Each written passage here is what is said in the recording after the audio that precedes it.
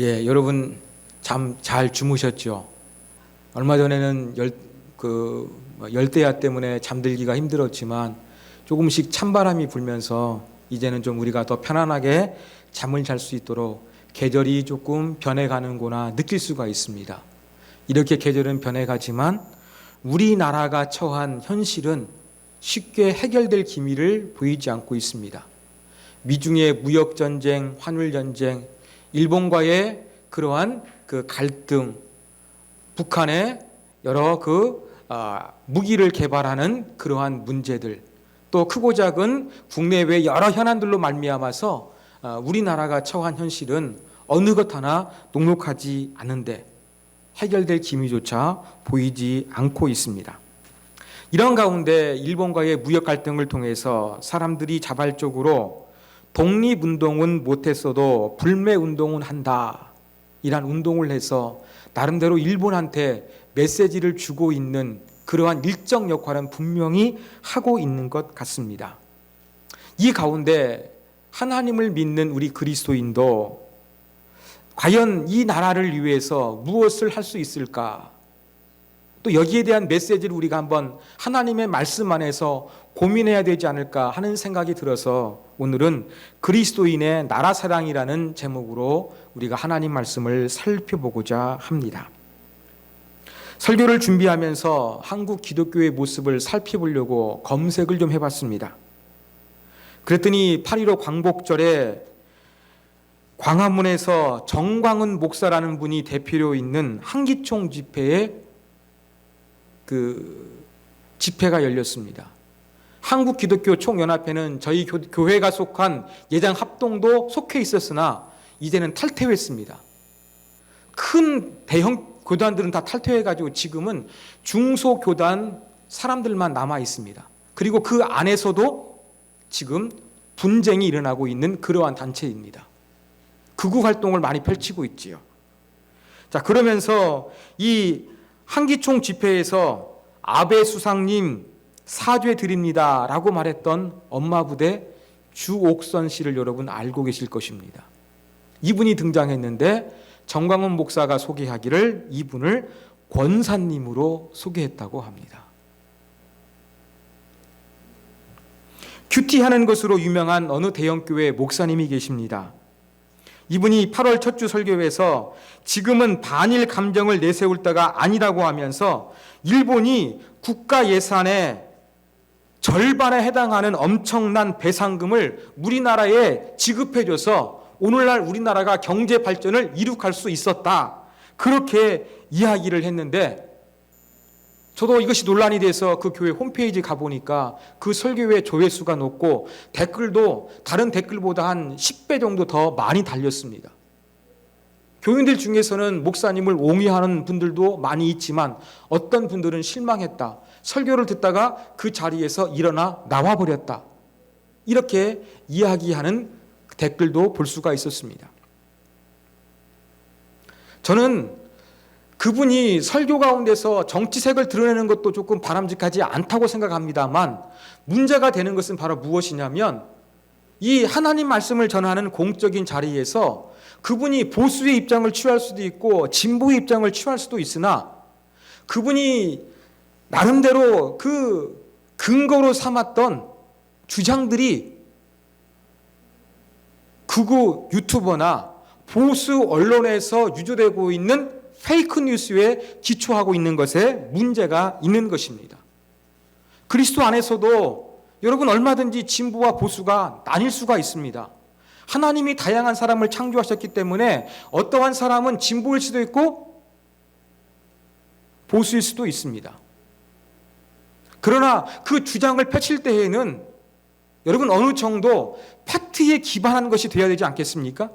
그런데 그 목사님이 설교한 여러 가지 논조 가운데는 일반 어떠한 상식과 어떤 그 팩트 체크를 했을 때에 사실에 부합하지 않는 근거를 들어서 설교한 것이 더욱더 논란을 일으킨 것 같습니다. 여러분 불매운동에 찬성할 수도 있고 반대할 수도 있습니다.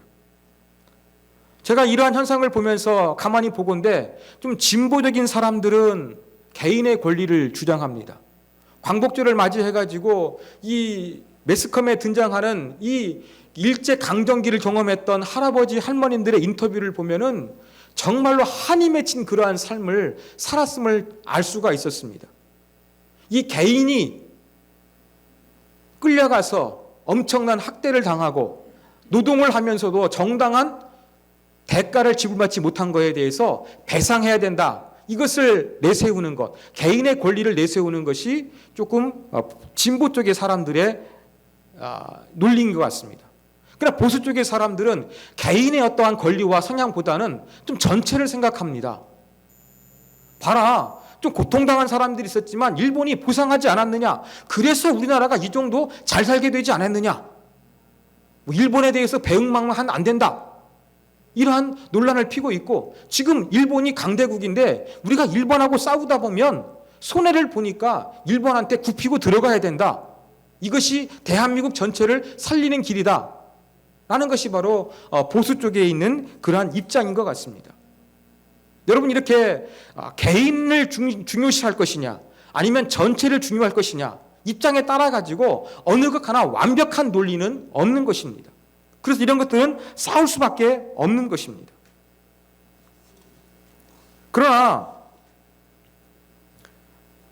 두 가지의 의견이 상충되고 나뉘고 있지만 다 말하는 논리를 보면 저는 그대로 믿고 싶습니다. 진보가 됐든지 간에 보수가 됐든지 간에 나라를 사랑하는 마음에서 이야기한다고 이야기하는 것, 저는 그것을 그대로 받아들이고 싶습니다.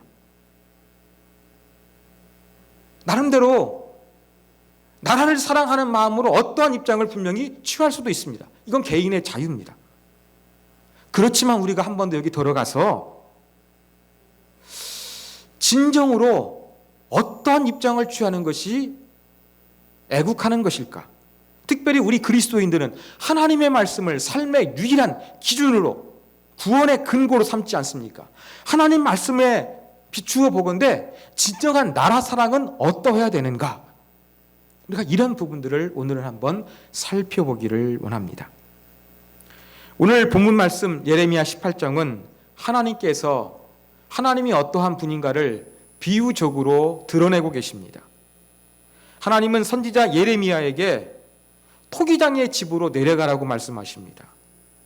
자, 토기장이의 집으로 내려간 예레미야는 거기에서 토기장이가 그릇을 만드는 것을 목격하게 됩니다. 그릇을 만들 때 토기장이가 자기 마음대로 합니다.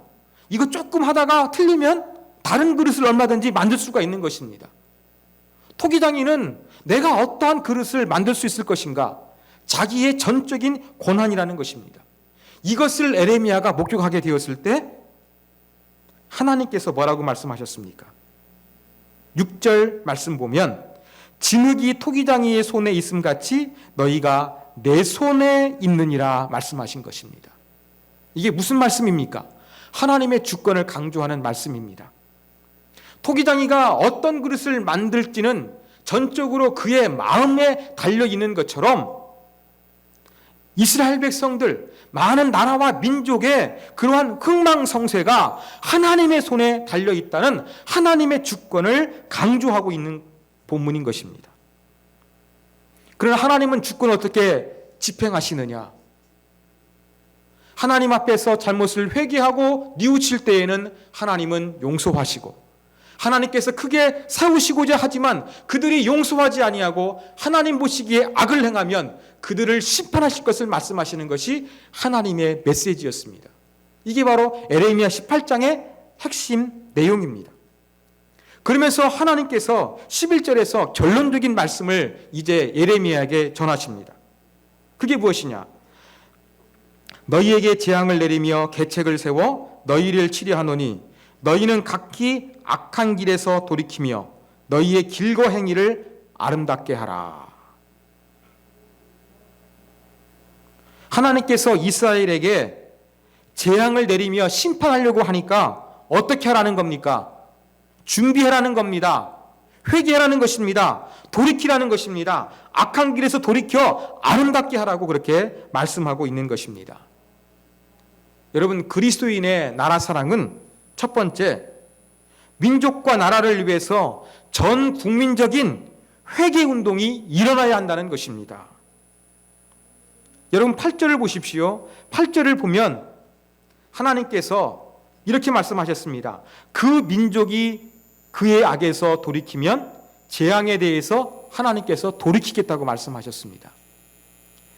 예레미야와 같은 믿음의 사람이 눈물로 기도했을 때 하나님께서 심판의 계획을 바꾸시는 것이 아니라 그 민족, 그 전체 모든 사람이 회개운동을 할 때에 하나님께서 민족을 심판하고 국가를 심판하는 계획을 바꾸시겠다고 말씀하고 있다는 것입니다. 믿음이 좋은 몇몇 사람, 기도 잘하는 몇몇 사람의 기도가 아니라 그 민족 전체 모든 사람이 회개했을 때 하나님께서 계획을 바꾸시겠다고 말씀하고 계십니다. 하나님은 주권자이십니다. 온 우주 만물을 통치하시는 분이십니다. 그러므로 나라 사랑은 어디 때부터 시작되었느냐? 모든 우주 만물을 통치하시는 하나님의 주권 아래 우리가 하나님 앞에서 바르게 살지 못한 것을 회개하고 엎드리는 것이 나라를 살리는 첫 번째 걸음임을 우리가 반드시 기억해야 되겠습니다. 여러분, 지금 우리나라가 위기라고 제가 말씀을 드렸습니다. 이렇게 여러 가지가 위기인데 여러분, 지금 우리나라에서 회자되고 있는 여러 가지 문제에 대해서 사람들이 이야기하고 있는 것을 한번 돌이켜 보십시오. 어떠합니까? 누구를 탓합니까? 1965년에 일본과 이 배상 문제를 해결할 때 철저하지 못했던 그 당시의 정권과 사람들을 비판합니까? 이 모든 것이 대통령 때문이라고 해서 대통령을 비난합니까? 아니면 자기들 밥그릇 싸움에 국익보다는 정쟁을 취하고 있는 정치하는 사람들을 비판합니까? 다 다른 사람을 이렇게 비판하고 있습니다. 우리 가운데 지금 필요한 것은 당신 탓입니다. 당신 때문입니다. 이러한 것이 아니라 내 탓이오가 필요합니다. 내 탓입니다. 내가 하나님 앞에 거룩하게 살지 못했기 때문에 이 나라가 이렇습니다. 내가 이 나라를 위해서 열심히 애국하지 못하기 때문에 간절히 기도하지 못했기 때문에 하나님 이러한 어려움이 왔습니다. 기도하지 못한 내가 먼저 회개합니다. 내가 잘못을 뉘우칩니다. 하나님 내 기도가 달라지게 하여 주시고 내가 나라와 민족을 위해서 성경의 위대한 인물처럼 다니엘처럼 모세처럼 느헤미야처럼 기도하는 사람이 되게 하여 주시옵소서. 이렇게 기도하는, 먼저 남의 탓을 하기 전에 나를 탓하며 하나님의 주권 아래 하나님의 은혜를 구하는 자세를 갖는 것, 이것이 첫 번째 기억해야 될 그리스도인의 애국이라는 것을 저와 여러분이 기억해야 되겠습니다. 두 번째 그리스도인의 나라 사랑은 여러분 교회와 국가의 잘못된 의식을 바로 세우는 것으로부터 시작되어야 됩니다. 여러분 교회와 국가에 관해서는 잘못된 크게 세 가지 외의 그러한 의식이 있습니다. 첫 번째는 무엇이냐면 교회와 국가를 완전히 별개의 것으로 분리해 버리는 거예요. 여러분 교회 안에서도 그렇지 않습니까? 교회 안에서도 목사님 교회 안에서는 신앙만 이야기하지 정치 이야기하지 마십시오 이야기합니다. 저는 이 논리는 틀렸다고 봅니다. 왜요? 정치는 말씀드린 대로 진보와 보수로 다양하게 나뉘게 되는데 어느 것 하나 절대선은 없습니다. 싸울 수밖에 없습니다. 그렇다고 해서 정치는 교회에서 다루서야 안 되는 별개의 문제로 분리해버리면 어떻게 되겠습니까? 토기장이가 그릇을 마음대로 만들 수 있는 것처럼 하나님은 창조주 하나님이고 온 우주 만물을 통치하시는 주권자 하나님이세요. 그런데 이 하나님을 선포하는 교회에서 정치 이야기를 아예 제외한다는 것은 하나님의 주권이 실행되지 못하도록 하는 겁니다. 저는 그렇기 때문에 교회 안에서 정치 얘기를 제외해버려야 평화가 임한다. 교회는 순수하게 신앙만 이야기해야 된다. 이렇게 이야기하는 것은 반성경적이라고 생각을 합니다. 얼마든지 진보주의자나 보수주의자나 자기의 입장을 이야기할 수가 있다고 생각합니다. 여러분 그래서 우리는 순수한 신앙이 마치 이 교회만 복음만 위하는 것처럼 생각하는데 이건 잘못된 겁니다. 국가도 하나님이 세우신 기관입니다. 하나님 나라에 거할 수 있는 구원은 아니지만 국가 기관을 통하여 하나님께서는 공의와 정의가 흘러갈 수 있도록 하나님께서는 계획하신 거예요. 교회나 국가나 모두 하나님이 사용하시는, 하나님의 뜻을 이루기 위한 기관으로 사용하시는 것은 변함없는 사실입니다. 그러므로 우리는 이 교회와 국가가, 교회만 하나님의 통치를 받는 것이고 국가는 하나님의 통치를 받지 않는 것처럼 별개의 것으로 생각하는 이 의식 자체, 이것이 바뀌어야 됩니다. 이렇게 국가에 대한 잘못된 생각을 바뀌는 것으로부터 우리는 더 많이 기도할 수가 있는 것입니다. 그러므로 사랑하는 여러분, 대표 기도하실 때에도 꼭 나라를 위해 기도하십시오. 우리 교회뿐만 아니라 나라를 위해서 기도하는 것도 우리가 잊지 말아야 될 그리스도인의 자세라는 것을 기억하시면 좋겠습니다. 두 번째, 여러분, 지나친 나라 사랑이 민족주의로 빠지는 것을 경계해야 됩니다. 누구나 참 나라 사랑하는 마음이 있나 봅니다. 뭐 유튜브를 보거나 제 안을 보더라도 위대한 일을 행하지 않았지만 그래도 대한민국 국민이라는 자존심이 막 솟구쳐 올라올 때가 참 많이 있습니다. 그래서 사람들은 나라를 사랑하는 것을 최고의 애국심으로 여깁니다. 그런데 이 나라 사랑하는 것이 너무나 지나치는 경우가 있어요. 국가와 교회가 하나님이 다 세우신 교회인데 이 교회보다 국가를 더 많이 사랑하는 민족주의로 흐를 수가 있다는 것입니다. 역사 속에서 이렇게 잘못된 모습을 발견할 수 있습니다. 세계 제2차 대전을 일으켰던 독일의 아돌프 히틀러, 그리고 2차 대전을 일으켰던 이웃나라 일본도 여기에 해당하는 것입니다. 여러분, 이게 전부 다 무엇입니까? 지나친 민족주의에 빠져가지고 너무 국가를 위하는 것이 되지만 이것은 벗어난 것이에요. 일본의 구구세력도 마찬가지입니다. 여러분, 혐한하는 걸 보면은요, 참 기가 찹니다. 얼마 전에 그랬죠. 어느 DHC 그 방송국에서 패널이 나와가지고 조선진들은 한문을 썼는데 한문을 문자화시키지 못해서 일본이 한문을 통일시켜 주었다, 이러한 주장을 하고 있습니다. 또 어떠한 일본 젊은이는요, 좀 이렇게 이야기합니다. 유력한 정치 가문의 아들입니다. 한일 합방 해달라고 막 울면서 매야 달려가지고 한일 합방 해줬더니 지금 와가지고 이 난리를 치고 있다, 그렇게 이야기하고 있습니다. 여러분, 이게 사실입니까? 일본인은 일본 입장에서 나라를 사랑하는 마음으로 행동하고 있습니다. 그렇지만 이것은 사실이 아니라 역사를 수정하는 것이고 왜곡하는 것입니다. 이것은 지나친 사실을 넘어선 잘못된 민족주의로 흘러가고 있는 것입니다. 그리스도인의 나라 사랑은 이렇게 잘못된 민족주의 감정에 서서는 안 될 것입니다. 이와 대조적인 것이 있습니다. 일본의 기독교가 약하지만 저는 그래도 복음이 살아 일본 사회 속에서 역사한다고 믿습니다. 왜 그러느냐? 이번 주에 기사를 보니까 일본의 하치야 타이치라는 주교가 이렇게 이야기를 했습니다. 일본 정부와 이에 분노하는 한국인들 사이에서 벌어진 틈에 문제는 일본이 있다고 하면서 일본이 정확한 역사 인식과 반성 이외에서 평화롭고 공정한 국제 관계를 구축해야 된다, 이것을 촉구하는 성명을 발표했습니다. 일본 천주교뿐만 아니라 개신교에서도 이러한 운동이 일어났습니다. 여러분, 7월에는 한일 기독교 단체들이 공동 기자회견을 열어가지고 일본 아베 정권의 한국에 대한 수출 규제가 동아시아의 평화를 위협한다고 비판을 했습니다. 그리고 이번 주에는 포항에서 일본 한 기독교인들 200명을 초청해가지고 세미나를 열렸는데 여기에서는 일본의 기독교인들이 사죄를 하는 그러한 언급이 분명하게 있었습니다. 특별히 여기에 참석했던 오야마 레이지라는 목사님이 있습니다. 지금은 원로신데 1919년 4월 15일 제함리 교회에서 20여 명이 학살을 당했습니다. 그래가지고 이 오야마 목사님은 어떤 걸 가지고 있느냐?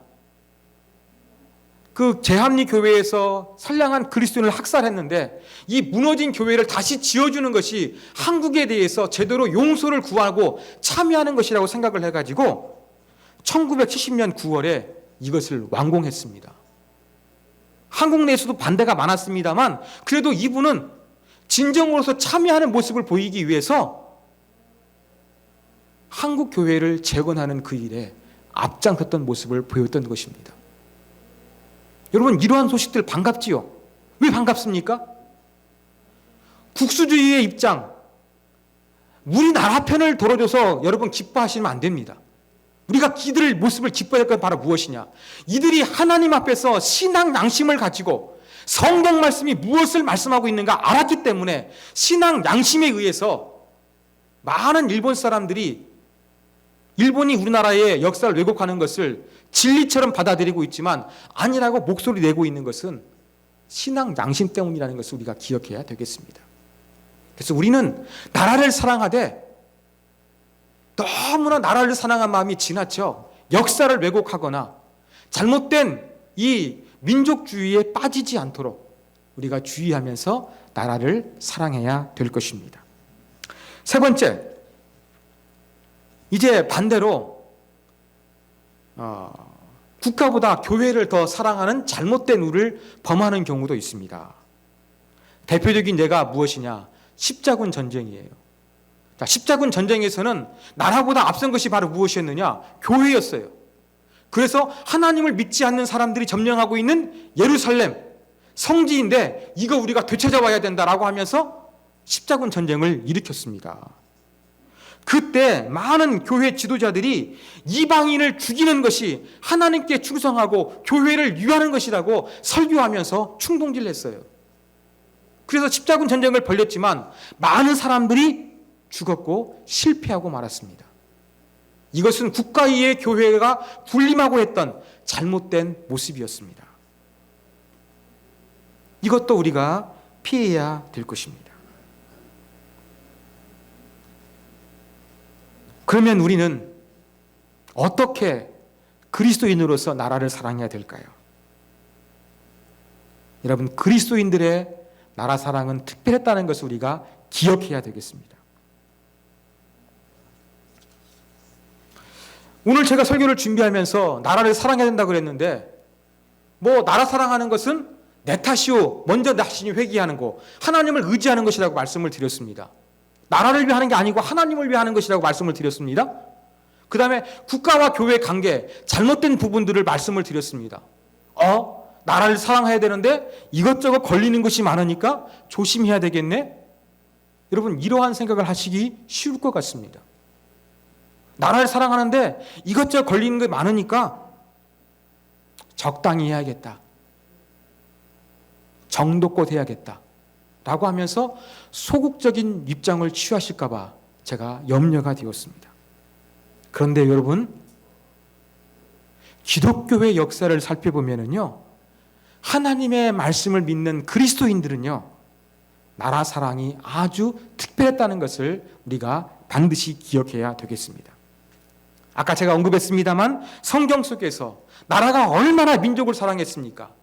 자기 가문의 영광보다 이 민족 버리지 말라고 하나님께 기도했습니다. 에레미야 민족을 위해서 울면서 기도했습니다. 다니엘 하루에 3번씩 예루살렘을 향해서 기도했습니다. 느헤미야 술 맡은 관원장을 내려놓고서 나라를 위해서 예루살렘으로 귀환했던 사람이었습니다.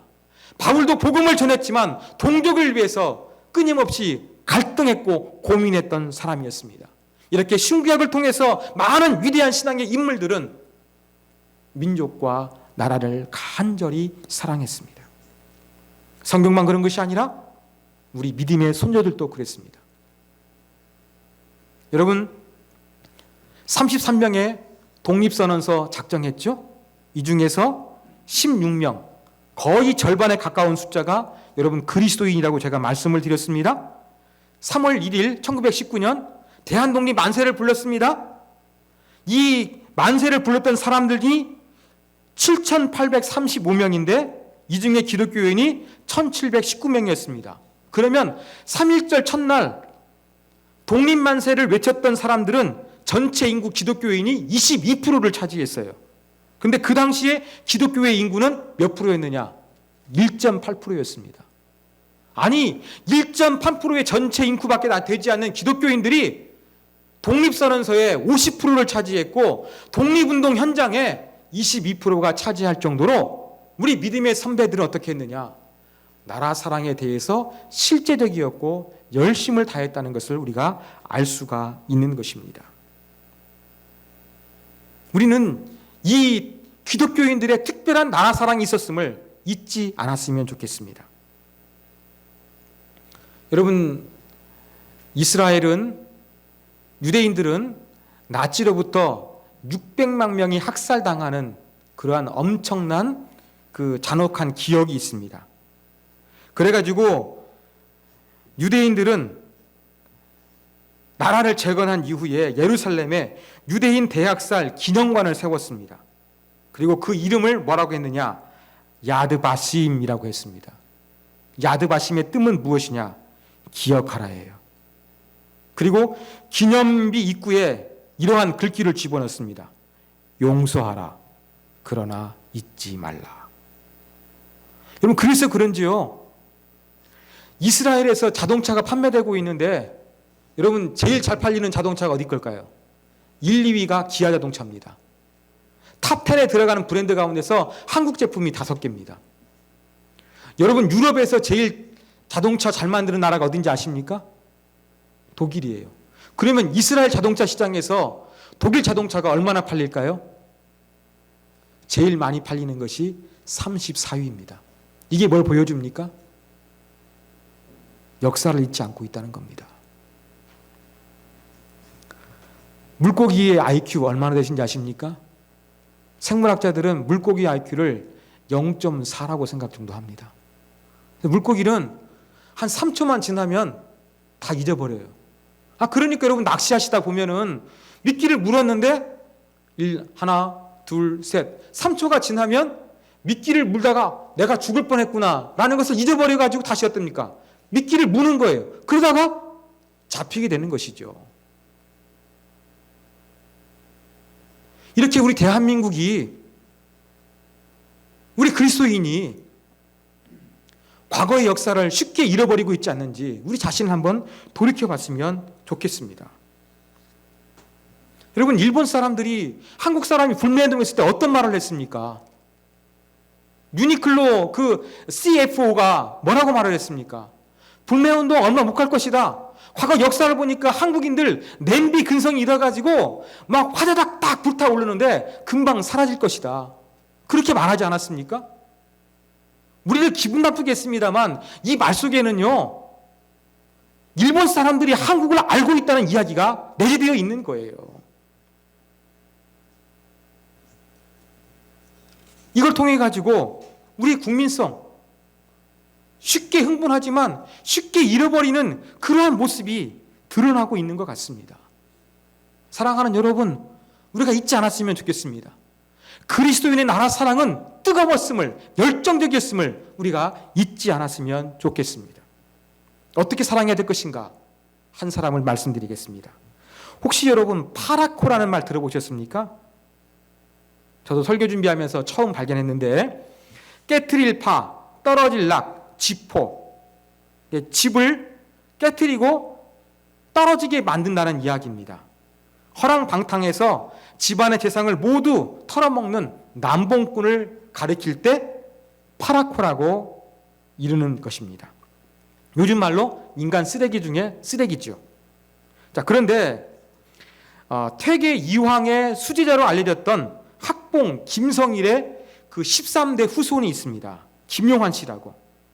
이분이 집안 대대로 내려오던 전답이 18만 평이었대요. 오늘날 시가로 따지면 한 200억 원쯤 된다고 합니다.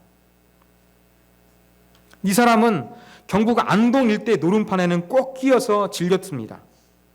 초저녁부터 노름하다가 새벽이 되면은 마지막에 거액을 배팅하는 것이 이 사람의 주특기였다고 합니다. 배팅을 해가지고 성공하게 되면 아무 일 없이 지나가게 되지만, 이 사람이 돈을 잃어버리게 되면 뭔가 고함을 치면 갑자기 그 사람이 고용했던 막 20여 명의 사람이 나타나가지고는 그 노름판을 엎어버리고 돈을 가지고 도망갔다고 합니다. 그런데 이 김용환이 계속 안동 일대에서 노름만 하는 거예요.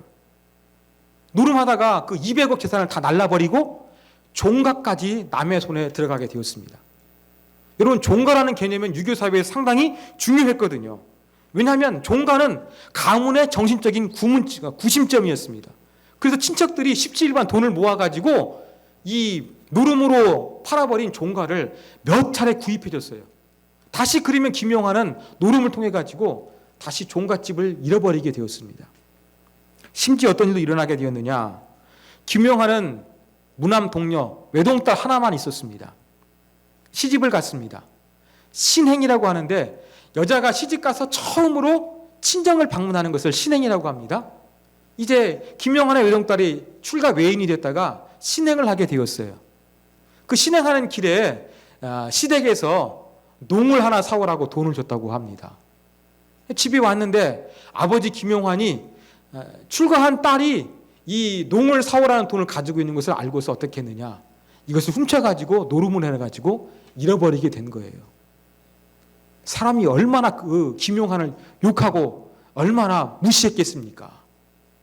그래가지고 이 김용환의 딸은 울면서 어머니의 큰어머니가 쓰는 헌농을 들고서 시댁으로 들어갔다는 그러한 이야기가 있습니다.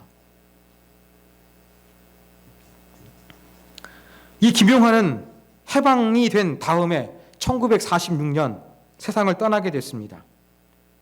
근데 그가 죽은 이후에 파랗고 인간 쓰레기인 줄 알았는데 독립군임을 알게 된 것입니다. 이 김용환이 병들어 죽으려는 그 시점 가운데서 오랫동안 독립운동을 같이 했던 사람이 방문을 했습니다. 그러면서 이렇게 이야기했습니다. 이제 광복이 되었으니 자네가 전 재산을 바쳐 독립운동한 사실을 밝히면 어떤가, 그렇게 이야기했다고 합니다. 그러자 김용환이 했던 말이, 나는 선비로서 당연한 일을 했을 뿐인데 그냥 그러지 말자고 하면서 눈을 감았다고 합니다. 대단하지 않습니까? 자기가 독립운동했다는 거 철저하게 가족들까지도 완전히 속였던 것입니다. 왜 그렇게 했을까요?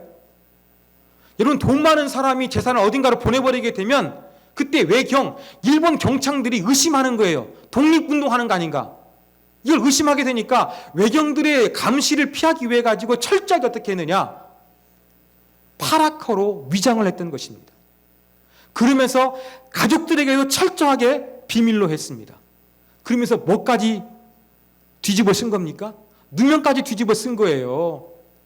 남봉꾼이다, 천하의 인간 쓰레기다, 파라코다 라는 비아냥거림을 철저하게 감수하면서까지 자기의 인격을 바치고 자기의 재산을 바쳐가지고 나라를 위해서 독립했던 사람이 이 김용환 씨였습니다.